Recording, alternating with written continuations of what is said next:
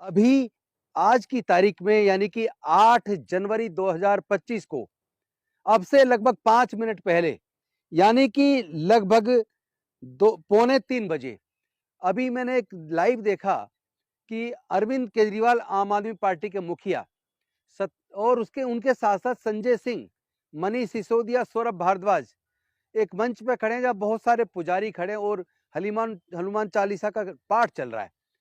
तो मैं आपको बता दूं, मैं पहले आपको कह चुका हूं, डॉक्टर बाबा साहेब अंबेडकर जी ने कहा था ये आपको सब कुछ देंगे लेकिन शिक्षा नहीं, क्योंकि शिक्षा सवालों को जन्म देती है और सत्ता सवाल पूछने वालों को पसंद नहीं करती है।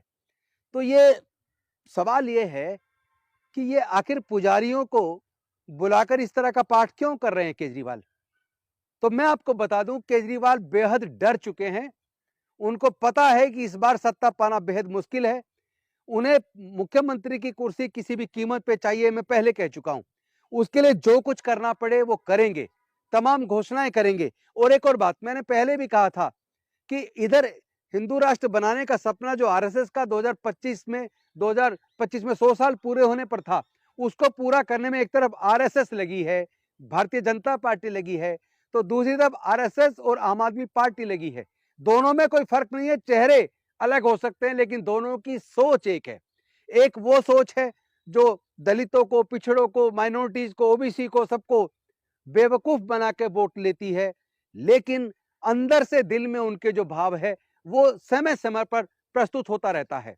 वो सत्ता आपके वोट से पाएंगे, दलितों के, मुस्लिमों के, माइनॉरिटीज, ओबीसी, इनके वोट से सत्ता तो पाएंगे, लेकिन ना इन्हें राज्यसभा में देंगे, कोई स्थान देंगे, ना ही अपने संगठन में बड़े ऊपर ऊपर स्तर पर कोई स्थान देंगे।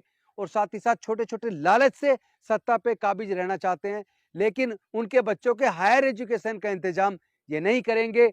ये जब ये देते पुजारियों को तनख्वाह देने की बात कर रहे हैं 18,000, उनके साथ साथ जो गुरुद्वारे के अंदर ग्रंथी होते हैं उनके लिए भी देते हैं, लेकिन कहीं भी बौद्ध भिक्षुओं के बारे में या पादरियों के बारे में या अन्य धर्म के जो बाकी लोग हैं उनके बारे में बात नहीं करते हैं। तो कहीं ना कहीं इनकी दबी हुई सोच, इनका व्यवहार, इनका आचरण साफ नजर आता है कि इन्हें किसी भी कीमत पे सत्ता चाहिए। और ये बहुत जल्दी हिंदू राष्ट्र की घोषणा जिस तरह बीजेपी कर रही है, आरएसएस कर रही है, उसी तरह आम आदमी पार्टी के ये नेता, जिन्होंने अभी पिछले दिनों एक पोस्टर भी जारी किया था जिसमें सारे मुख्य चेहरे दिखाए गए आम आदमी पार्टी के, लेकिन कोई भी उसमें एससी, एसटी, ओबीसी और माइनॉरिटी का चेहरा नहीं मिलेगा।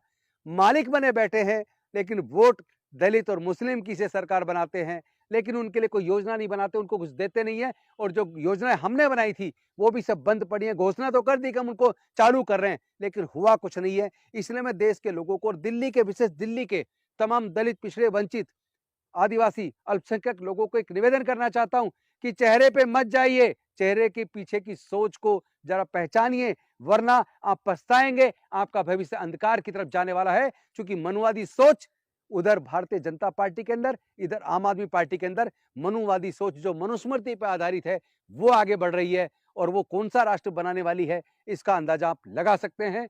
सजग रहिए, जागते रहिए, अध्ययन कीजिए और लोगों की स्टडी करके अपने बच्चों के फ्यूचर प्लान के लिए तैयारी कीजिए। बहुत बहुत धन्यवाद। नमो बुद्धाय। जय भीम, जय भारत, जय संविधान, जोहार।